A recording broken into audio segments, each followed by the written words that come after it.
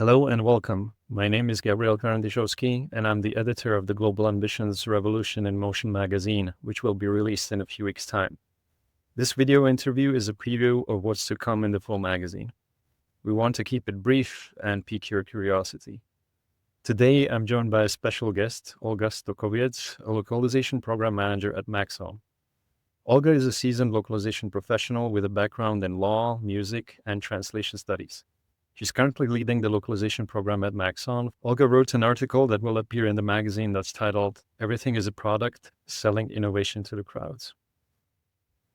Olga, in your article, you delivered the one argument that I think puts to bed any questions about the value of localization. Treat everything like a product. What do you mean by that? What I mean by that is that there are a lot of parallels between product development and driving any solution, driving any initiative outside of product and the corporate world. So in the product development, you need to talk to your users. You need to be close to them, hear their pain points, and be ready to be challenged. So you need to be really attentive. And I think that mindset, the product mindset, is a transferable skills. So even outside of product roles, when we are trying to achieve something in the corporate world, in localization, or even outside of localization, we have to communicate with many different stakeholders, juggle competing priorities, and we need to make sure that people who come from different backgrounds have different levels of expertise, that they will be heard and that they will be able to communicate with us and we will be able to communicate with them. So really driving an internal buy-in for any business initiative, including localization initiatives, is not that different from developing a product. So if you think with the product mindset, if we think with the user first mindset, that can be a great corporate compass no matter what you do. So really, if you're, building a chair or a piece of software or trying to drive an internal solution, everything is a product. And in every corner of your work, the playbook can be really, really similar.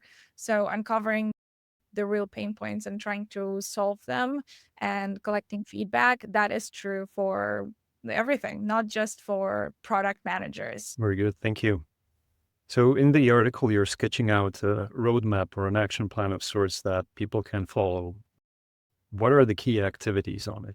So I would say that first of all, you have to identify your end users, quote unquote. So who is the decision maker? Who is gonna buy your solution? Whose problems are you solving? So that can be, a company. If you're developing a localization software, then your end users will be companies who need to localize their product. But if you're driving an internal localization initiative, your end users will be your manager, the CEO, whoever holds the budget. So these are the people whose pain points you need to hear. So once you identified your end users, exactly the next point is hearing their pain points. So collect their stories and ask for real life examples of what's been frustrating, what doesn't work out, what needs to be resolved. But hearing the pain points is not the only thing. You also need to scan for the business value of those pain points. Does it really require a solution? Because if I go to someone and I say, hey, so I have this idea and I would like to have a robot that will be delivering ice cream to every room in the office, do you think that would be a great idea? Everyone will say that it's a fantastic idea, especially now in the heat wave. But then when we come to assessing the budget and actually pulling the trigger on that decision, it might turn out that lack of ice cream in the office is not actually a problem with a big enough business impact that requires solving it. So really, when we are hearing the pain points, we also have to understand if they are actually worth solving, if people are willing to sacrifice the resources, money, a human effort to actually develop the solution. And identifying this is important because it might be disappointing in the short run because you might have a great idea that will be shut down. But in the long perspective, it is actually great because it will prevent saving your time and effort and money. So this business impact part is very important. And then, once that is, you have a pain point and you actually know that it needs to be solved, then you have to think about how your expertise brings value to the table and how you can help drive the solution. So start small. That's the next step. Identify the small wins, identify the low-hanging fruits, because no one likes to have their whole system of processes dismantled in one go. So ideally, you work gradually, also because it's a great learning opportunity. And if you start small and you learn along the way, you can follow the next steps with the knowledge you have gathered in the process. And the last step would be just staying curious. So collect feedback, ask questions, make sure that people have the platform to share their thoughts.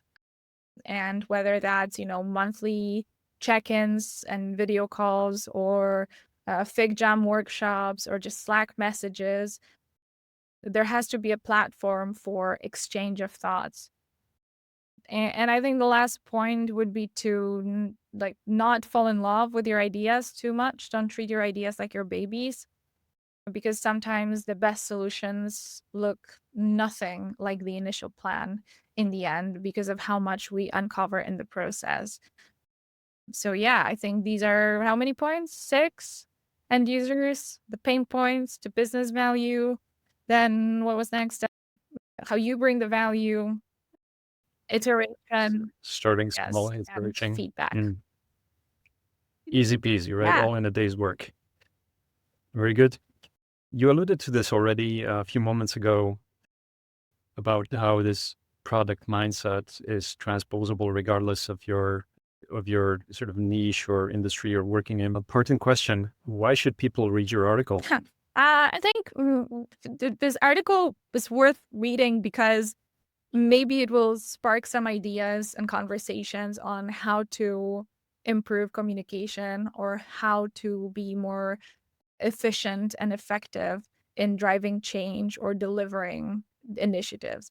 Maybe you already know everything that I'm talking about, and that will be just a reinforcement and sort of a validation of the path you're already following. Or maybe you don't agree with anything that I'm saying there in that article or now, and you want to challenge that, in which case that's also great. And reach out. I'm open to feedback, to discussions. And, if someone texts me on LinkedIn or comments on any of the posts related to that, that's awesome. Maybe we will start chatting. Maybe we will spark some discussions. Maybe we will find new LinkedIn friends and something will come out of it, even just intellectual stimulation. So I think these are the reasons to read the article. Thank you, Olga. Thank you for the opportunity to collaborate. It's Thank been you. grand.